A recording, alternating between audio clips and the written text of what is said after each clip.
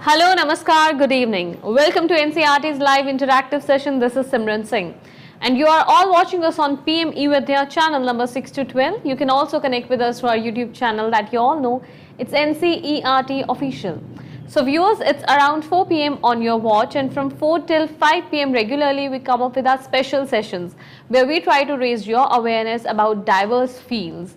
And today is the second day of our online training series on open educational resources and licenses.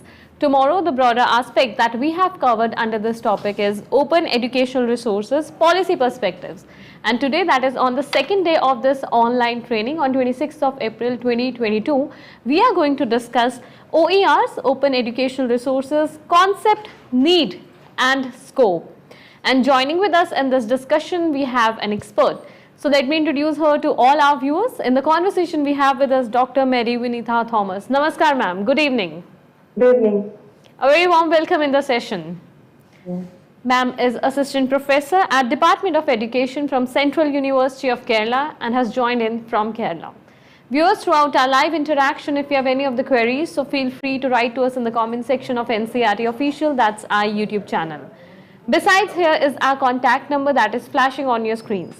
So you may also give us a call at 8800-440-559. Still, if any of your queries remain unanswered, you have any messages or feedbacks for us, so you can also write to us at this mail ID flashing on your screens.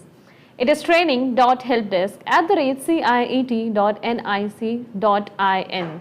So as you all know that it's our 5 days online training that commenced yesterday and it will be concluding on 29th of April.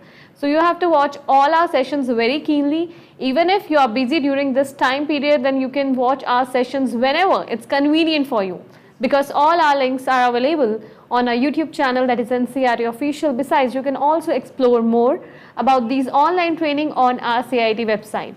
So Vinitha ma'am, a very warm welcome in this session. I would request you to please commence with today's topic, where we will be discussing about OERs, concept, need and scope. So thank you so much, Ms. Simran, for a very warm welcome and a warm good evening to one and all who have joined us with here on this program on open educational resources.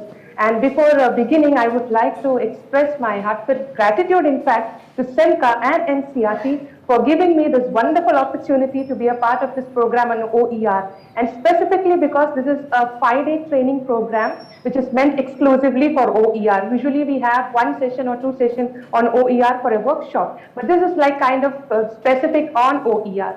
So as we know that yesterday we had the session on policy perspectives of open educational resources, where in detail they had discussed about the policy aspects at the international and national level. And today what we would be dealing is the concept, the need and the scope of open educational resources. So to begin with, as we all know, ever since with the onset of this pandemic, we all have been glued to digital world, and we all have become so much of dependent on this technology, and everything is like become everything on the virtual. And at the same time, we should actually thank technology, science and technology, because it is because of this digital resources and digital technologies that we had around us that helped us face the challenges and barriers which was put forth by this pandemic, and we could overcome all that beautifully. So it is in this context that OER or any digital resource started gaining a lot of momentum. We started working on it and thinking about it, and we wanted to exploit it to the maximum so that everybody can make maximum profit out of it, right? And but in spite of all these, in spite we say we have digital technologies, we have a lot of information on the internet, everything is available, we say that, but my question is, are we able to actually make use or make access of these materials to the maximum benefits? Well, there is a doubt here sometimes, right? Because most of us, if we know, we take access to the materials, we download the materials, but once when we start using these materials, there is a little bit of a psychological fear that comes up in our minds, and that fear is nothing but the fear of copyrights. I believe that all of you might have faced that, this psychological fear of copyrights, because it doesn't allow us to take all the material as such or do something with that. There is always a restriction that yes, you can take only a few lines from it, and even if you take a few lines, you have to quote it, you have to do that, you have to do this, you cannot do anything else with that. As such it is, you take it and you put it in your document or in your article or your paper or whatever it is, right? So this copyright issue has always been a major challenge, and it is in this aspect or this context that the concept of open educational resources emerged, basically to deal with the challenges being posed by the copyrights. Okay? And next I would like to, before going into the proper definition or the concept of OER, we'll just have a look at the brief history of OER. If I'm not wrong, in yesterday's session, ma'am and sir also gave us a very brief look into OER, its definition and all that, but that was in a very brief term. So I would just like to go a little bit into the history of OER, because the session is all about concept and why we need it. So we definitely need to know about the history also and how this term was coined and all those things, right? So in 1994, Wayne Hodgins, he coined the term learning object. Okay, the term learning object. I believe everybody or most of you might be knowing what a learning object is. If not, I would just like to say that they are small pieces of educational content, educational materials, so you can say micro lessons, which when combined together make up a course module. So it's a part of a course module, small pieces of educational content. And in 1994, this term was coined by Wayne Hodgins, learning object. And this term, when immediately after it was coined, it quickly entered the vernacular of educators and instructional designers. And one role of learning objects in the history of open education resource is its popularization of the idea that digital materials can be designed and produced in such a manner as to be reused easily in a variety of pedagogical situations. So this term learning object introduced the concept of reusability, and we all know that OER is associated with reusability. The major feature of an OER is its reusability. So indirectly or directly, whatever we say, the term learning object plays a very crucial role in the history of open education resource, because it is this term that introduced or brought in the concept of reusability, which is now associated with an open education resource. So that is the first point which I would like to share with you all when we talk about the history of an open education resource. Then later on, in 1998, David Wiley coined the term open content. And again, this term open content, it's familiar to all of us. It quickly entered the vernacular of internet users too during that time. And one role of open content in the history of OER is its popularization of the idea that principles of open source or free software movements can be productively applied to content, and creation of first widely adopted open license for content. So immediately after the term, the learning object brought in the concept of reusability, then came the term which was coined by David Wiley, open content, which brought in the concept that openness is not only for software movements or open sources as we talk of. We can even think about making content open content. So that is again very, very related to OER. And finally, the concept of open content led to the creation of the widely adopted open license called Open Publication License. So this is the second concept which has played a significant role in the history of open education resource. First it is reusability, and now comes the concept of open content. The content can also be open, just like you talk about an open software and an open source. Okay? Then in 2001, Larry Lessig and others, they founded the Creative Commons organization and released a flexible set of licenses that were both an improvement of the open publication license, which I just mentioned earlier, and it was legally strong in terms of its documentation and all that. It was more legally strong compared to open publication license. So this happened in 2001. So initially it was the concept of reusability, which came from the term learning object. Then it moved on to open content, openness of content. And finally, in 2001 came the concept of Creative Commons license. So the open publication license, which I mentioned earlier, that license was a bit confusing, and it was legally, it had a little bit of issues and all that. So this Creative Commons, when this was created, this came out to be one of the most apt licenses, a flexible set of licenses, and very strong and very open also. So this was found out in 2001, and this again plays a very big role in OER, because most of the OER we talk about, the most commonly used license is Creative Commons license. So this happened in 2001. And again in 2001, there is one more landmark which occurred in the history of OER.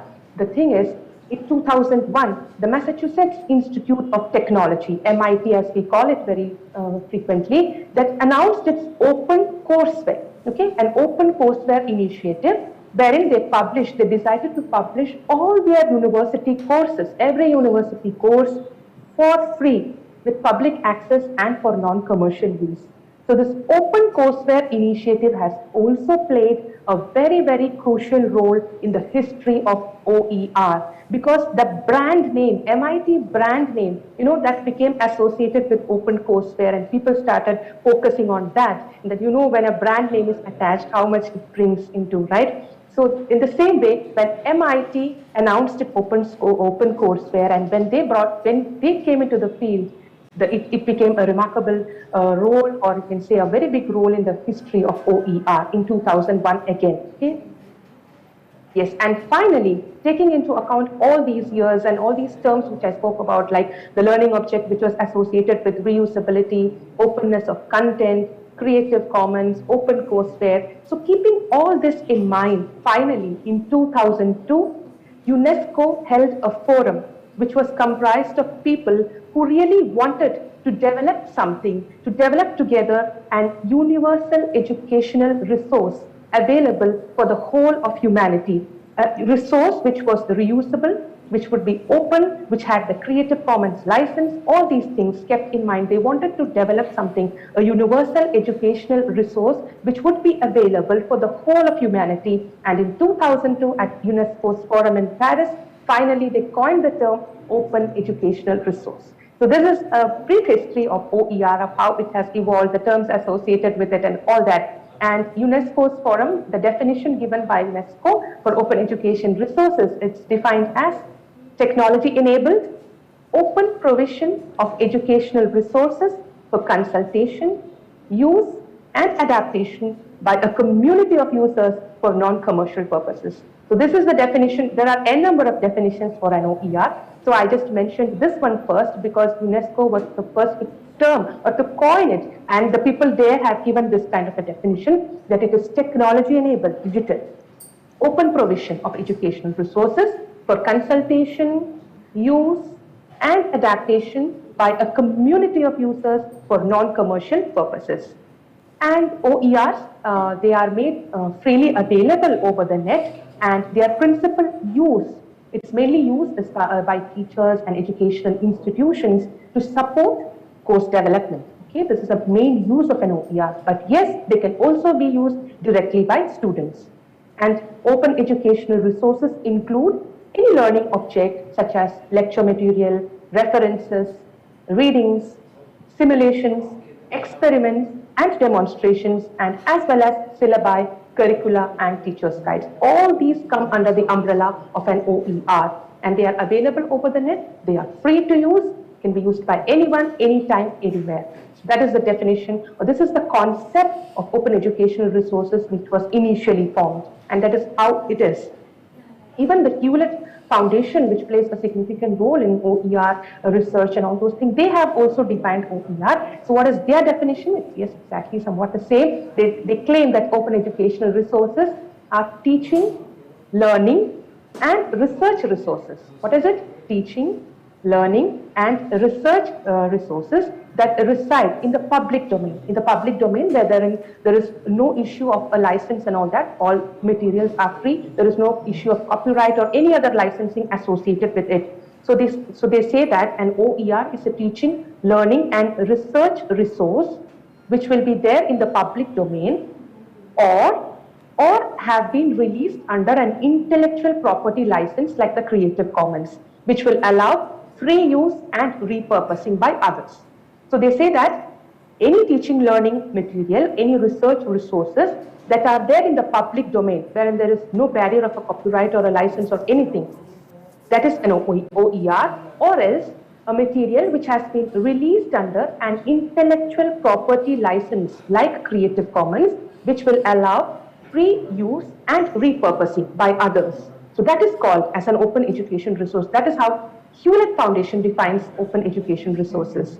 And the Hewlett Foundation says that Creative Commons provides the licensing tools for permitting this free use and repurposing, and they consider this CC attribution, the Creative Commons attribution license, to be the license of choice because they believe it allows for maximum reuse and repurposing of copyrightable educational resources while still acknowledging the creative work of the developer. So tomorrow we have an exclusive session on Creative Commons and the different types of licenses. So I wouldn't like to go into its details and all that. But yes, we all know that if it is an OER, then the license associated with this is a Creative Commons license, the Creative Commons attribution, because it will allow one for maximum reuse and repurposing. We have to acknowledge the work of the developer, that is there, we acknowledge the author, but at the same time, it's also reuse and repurposing of copyrightable educational resources. So this is the base of an open education resource, or the concept of open education resource. For any concept we discuss or we want to study, we always say there are certain set of attributes or characteristics associated with it, right? An open education resource, we also say it is available on the net, it is a digital resource, it is a teaching learning resource which is freely available, etc., etc. But how do you actually distinguish or discriminate between an OER and a normal online material, a normal copyrighted material? When you have a glance onto the web or the internet, there are so many materials.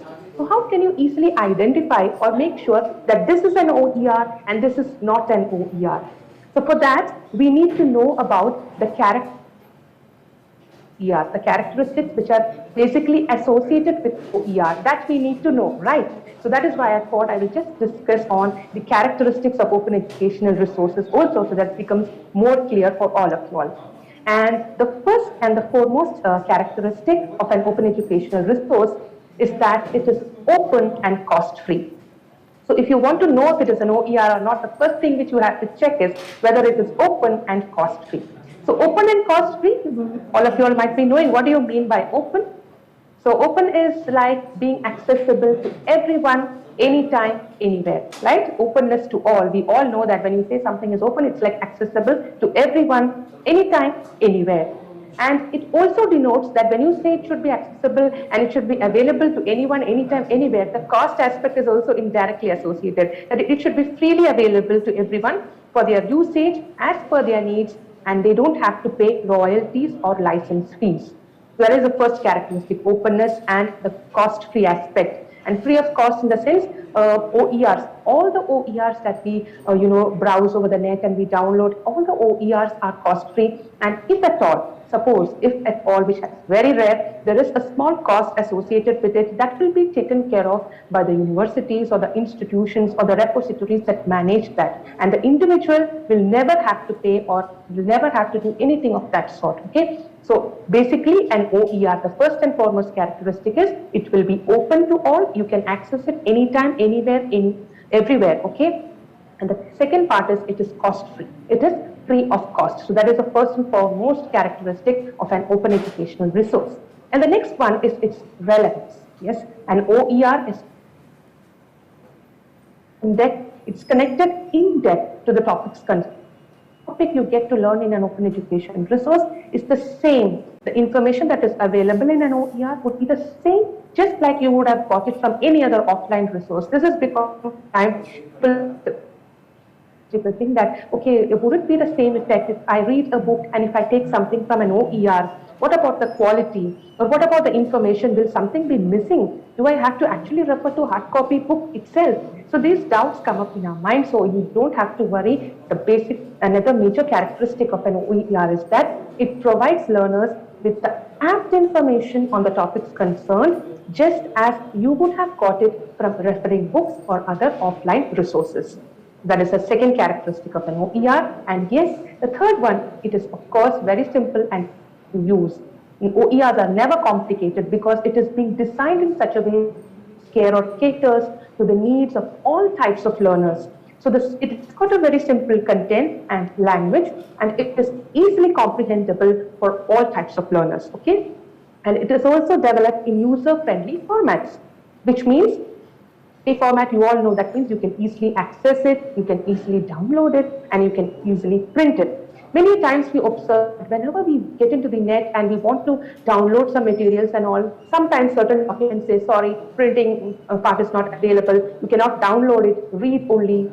So many confusions and so many barriers come up when we try to download materials on the net or over the web, right? But if it is an OER, you don't have to worry about that, because an OER is developed in such a user-friendly format that you can easily access it, you can even download it, and you can even print it cost-free.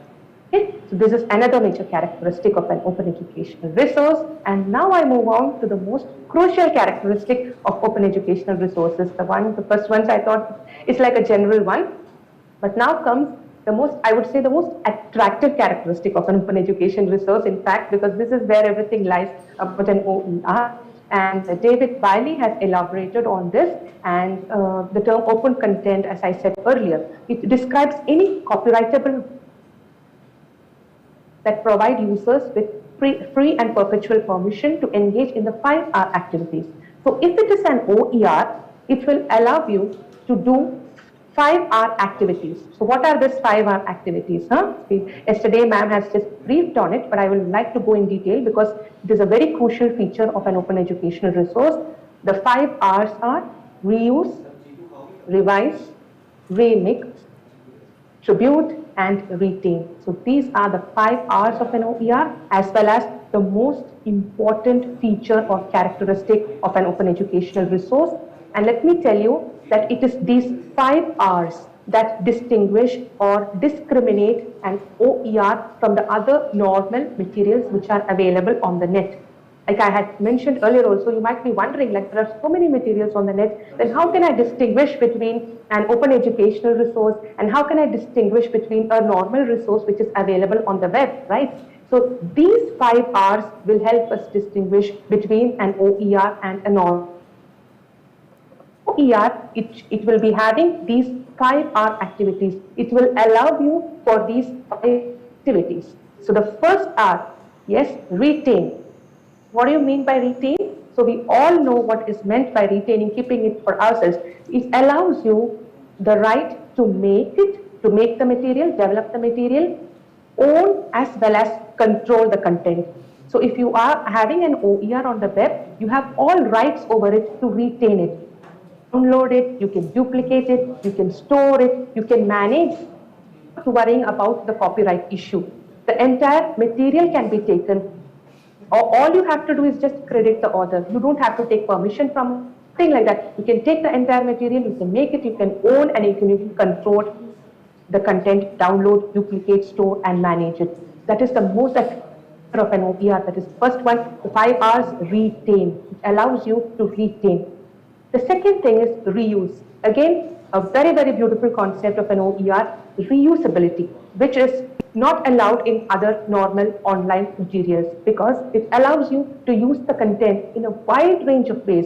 You can take the content, the author has given permission, you can just take the entire content and you can use it in a class, in a study group, on a website, in a video, whatever way you want, you can use it. And the reusability aspect has also one point to be added. The OER will be designed in such a way so that it can be reused, right? So it should be useful for people all over the globe and not just for some people from a specific locale or a specific university or a specific institution. It should be useful for people all over the globe. So what takes care of this? The OER will not be having any content or symbols which are related to a specific region, to a specific university or a specific institution, which would make its adaptation difficult. It might, but it will be in such a way that it will not make adaptation difficult for users from other institutions or places So this is a very, very important feature of an OER. It gives you all rights to reuse the material as much as you want, in whatever way you want. You don't have to worry about anything. Very beautiful thing which is not to be seen in the normal online material. So the only thing they take care is that there will not be anything, any specific logo or kind of a symbol which is embossed into it that makes adaptation difficult. Again, a beautiful thing many times, because many times when I take some materials and download it and all, when I want to use it in my classroom and all, I see that there are certain logos and all which are embossed into the written content, that it makes it very difficult for me to reuse, because people think they all over get to know that yes, this is from this university or this aspect. So it becomes very difficult. But now that issue has been solved, because OER will cater that, this aspect of reusability. Okay, so the second R, retain, then reuse. Then comes revise. Revise, as we all know, the right to adapt, adjust, modify the content. So this is a magic term, right? Which author will allow you to do that? So authors who are publishing under OER and giving Creative Commons license, they are so generous and they are so kind-hearted that they are giving us the right to adapt work, to adjust, to modify, or make any changes in their content and then take it for ourselves. This is the most attractive, I would say, of all the 5 R's, this freedom which is given to us by the author of a CC license, which is giving us the freedom to adapt it. Whatever material you are taking, if you feel lines are not needed, you can delete it. If you feel you want to add few lines into the author's part, that is also allowed. But in a normal copyrighted material, that is not allowed. Whatever you are taking, you take it and put it in quotes as it is. You cannot add something, neither can you delete something. So here in OER, it allows you revision. The aspect of revision is there, and translating the content into another languages.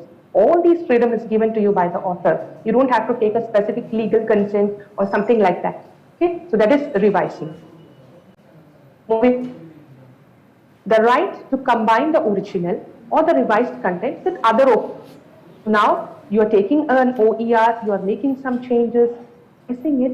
What you can do, if you want to combine it with something which is extremely new, you want to mix it, that. So that is called remixing.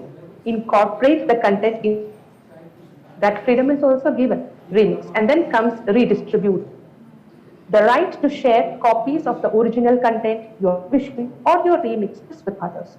You have to ask, because the author gives you the permission to share copies of the original content, your revisions or your remixes with others. You are free for that.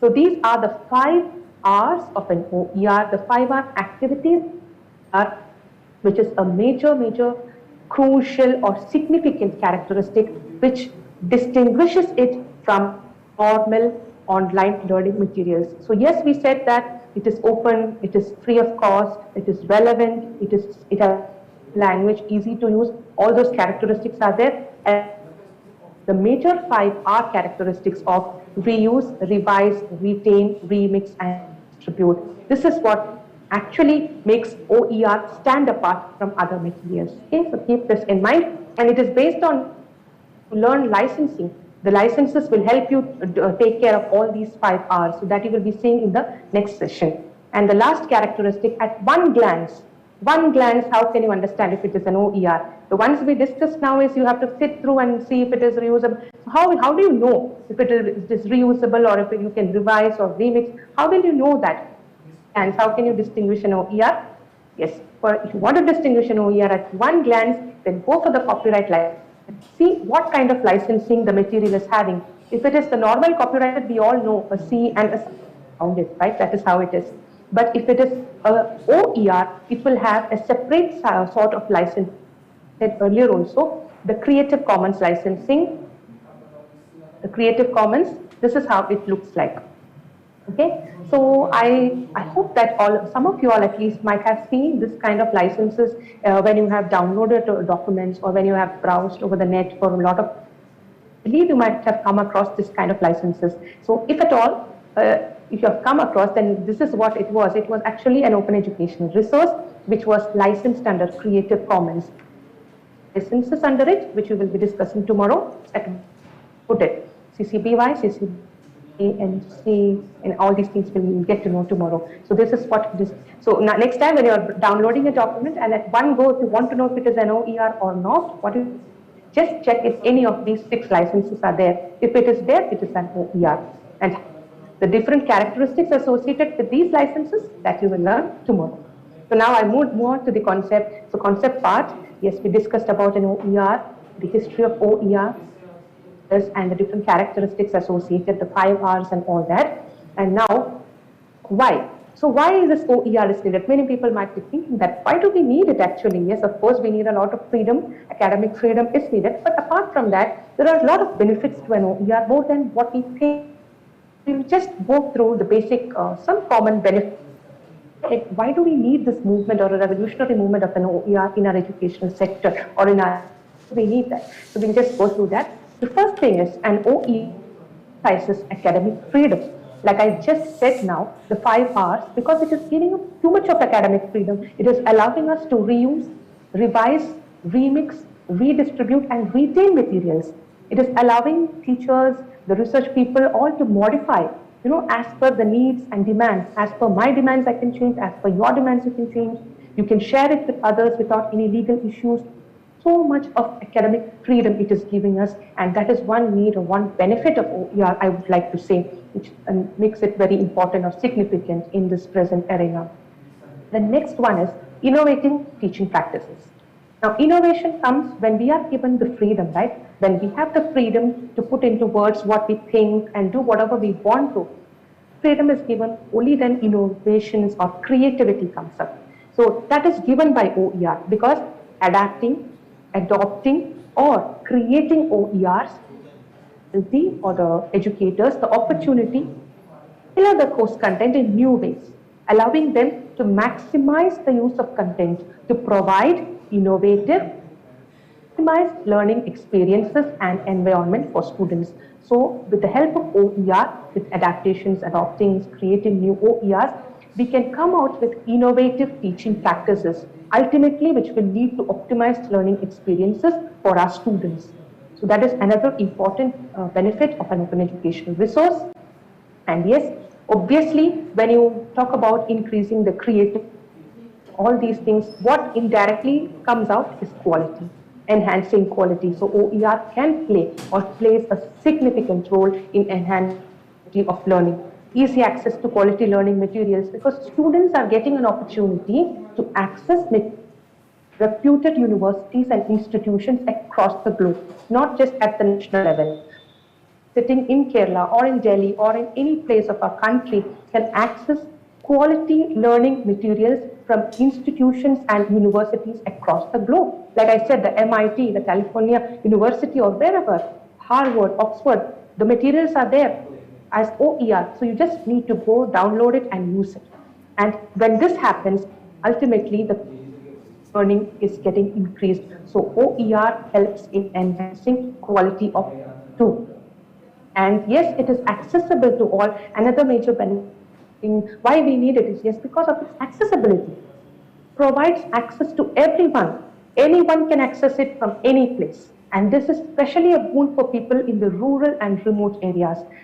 They have the internet facilities. The government is now making every village, making it in a very technological facilities are being given. So if once that is given, people who are in the rural and remote areas, they don't have to travel abroad or go somewhere where they have so much of difficulties. They don't have to go anywhere. They can sit in their homes and they can access good quality material. So this accessibility is one aspect of why we need OER, one important benefit of OER.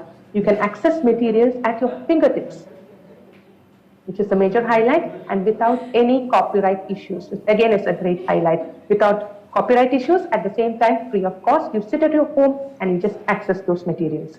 And the next one is, it is open to everyone. That I already discussed in the characteristics of an open education resource. It has no user restrictions imposed on it, like the copyright, and it is open to everyone. That is a great benefit of an open education resource. And it is also very affordable. If you can look into it, it can be distributed with no cost, right? And it helps learners save the cost of textbooks also and other print materials. There are many places, many institutions where children have just left out of the studies because they could not afford to buy the books and print materials.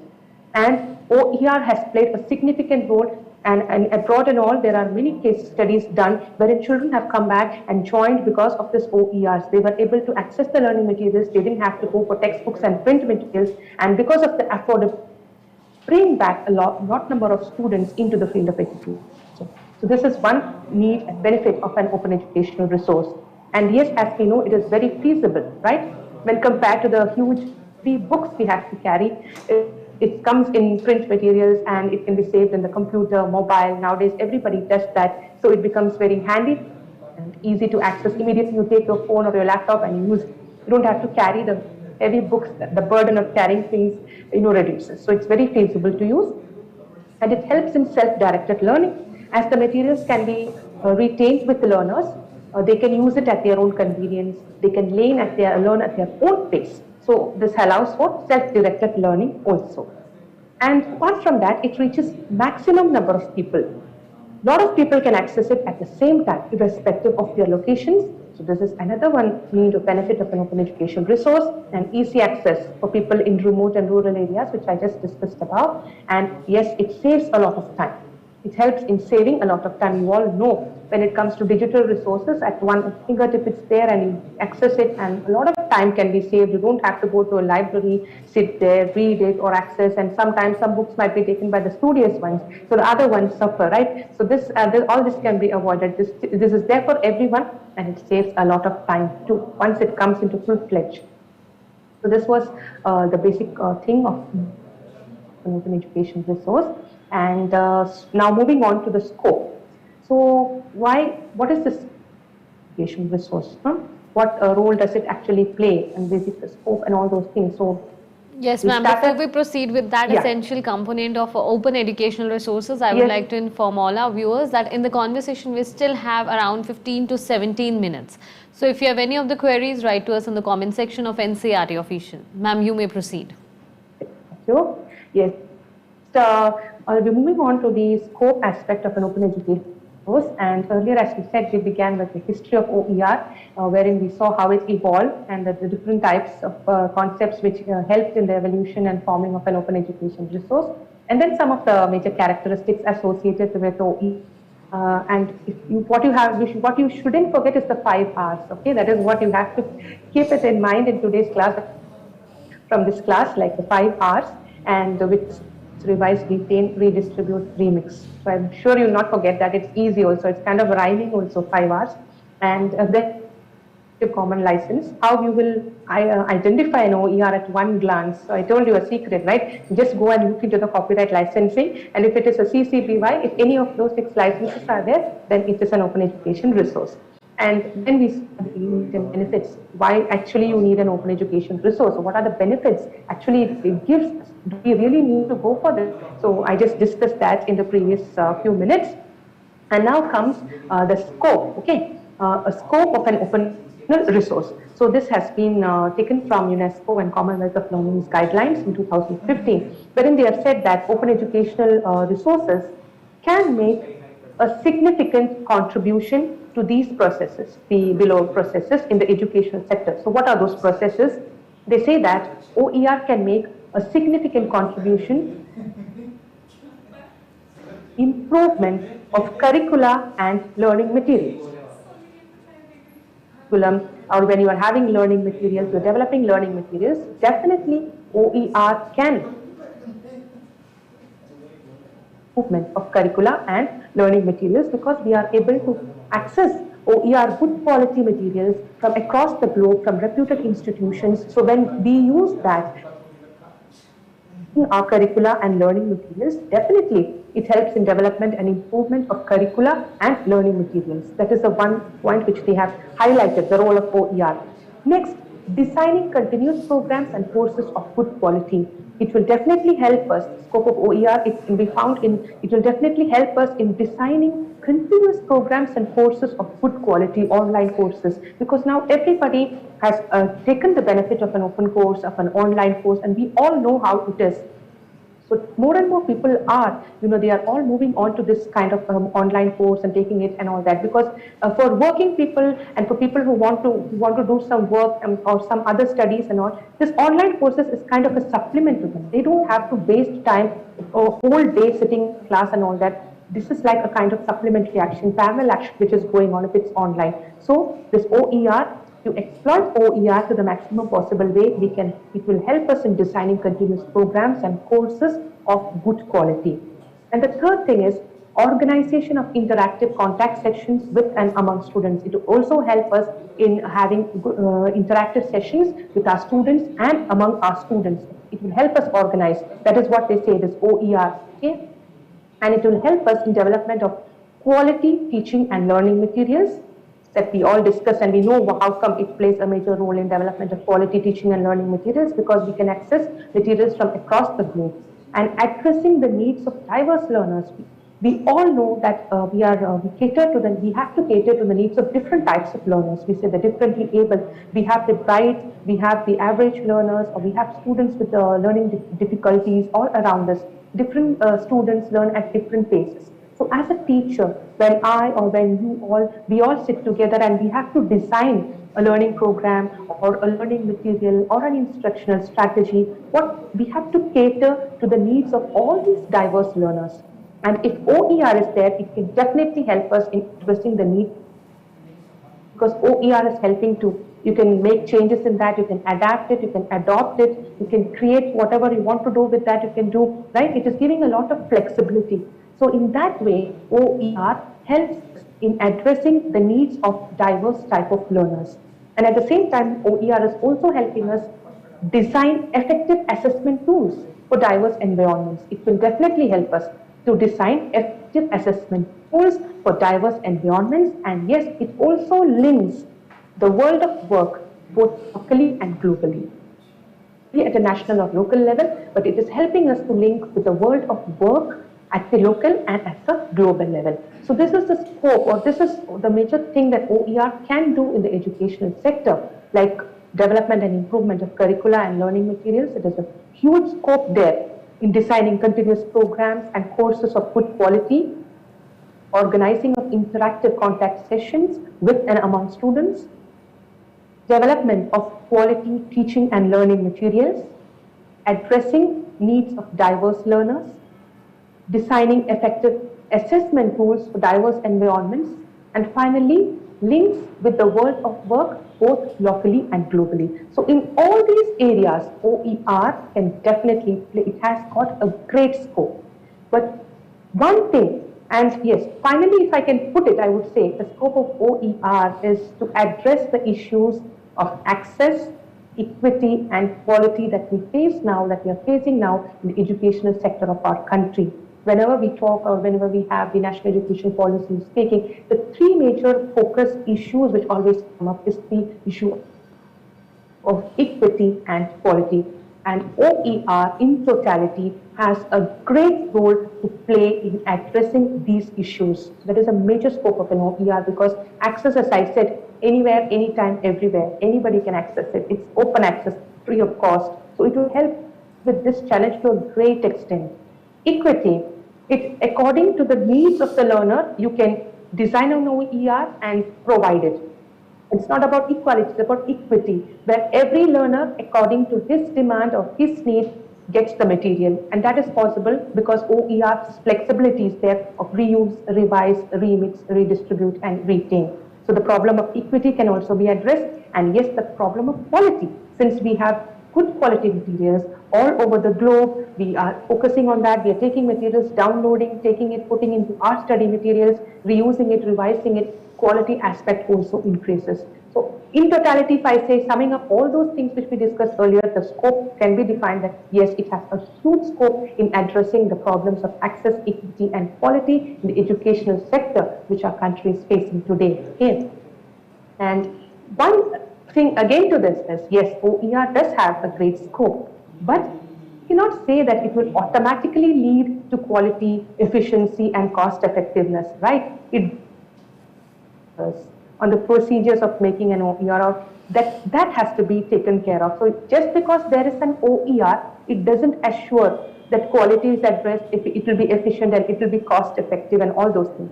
The transformational potential, the transformational educational potential of open education resource, a few things. So what are they? So if you want to use OER, exploit it maximum, if you want to have the scope of OER fully into action, then the transformational, educational potential of OER has to be taken care of in the following way. Like when you design an OER, what has to be taken care of? OERs should be of good quality through peer review processes.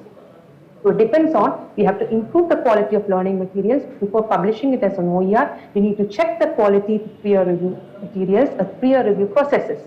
And then you have to, whenever you're developing an OER, what has to be kept in mind is you have to keep in mind the process of contextualization, personalization, on to reap the benefits to maximum. These three aspects has to be taken care of. Then emphasize openness and quality improvement. Then building capacity for creation and use of OER should be made a part of professional development programs of academic staff. Academic staff should be involved in this. It should be made a mandatory part of professional development, wherein they sit together and they build capacity for the creation and use of OER. So only if all these things are taken care of, the transformational educational potential be made use of. And serving the needs of particular student population, that is when you are creating learning materials, OER materials, it should keep in mind children with special needs, students in languages, local language materials are also needed, enhance the distribution of institutional staff and budgets who are OER, that has to be increased, involve students in the selection of OER in order to engage them more actively. And finally, using of locally developed materials with due acknowledgement. Yes. So if all these things are done, so this is kind of a process which needs to be taken care of.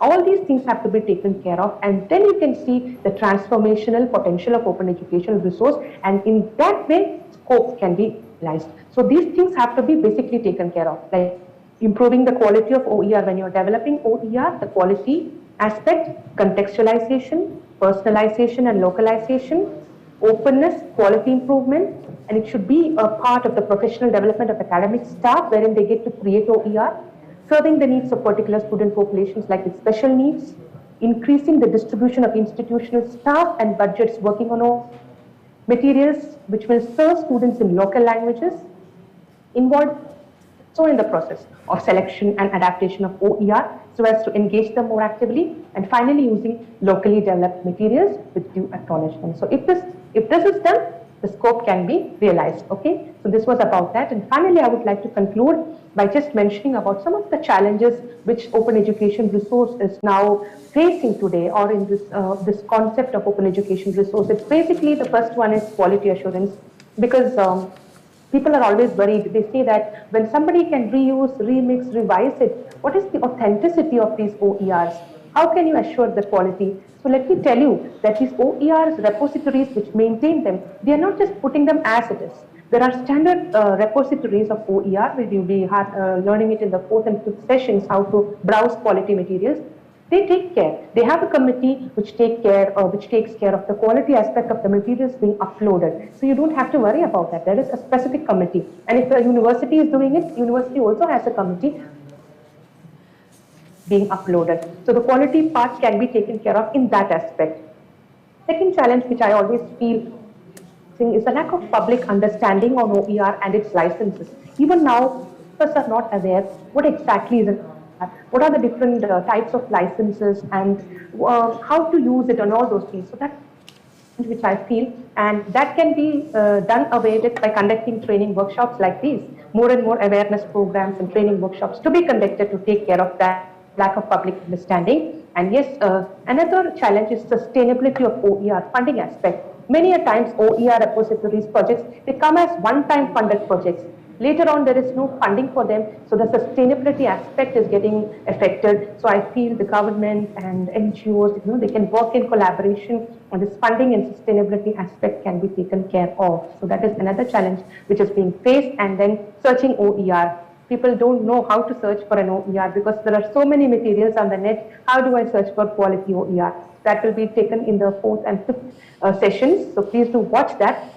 That can be addressed there, but it is a challenge which OER is being faced. with. And finally, a government policy and a framework on OER. We do have international policies, and in India also we have SEMCA is supporting the Central University of Himachal Pradesh and Odisha State Open Universities.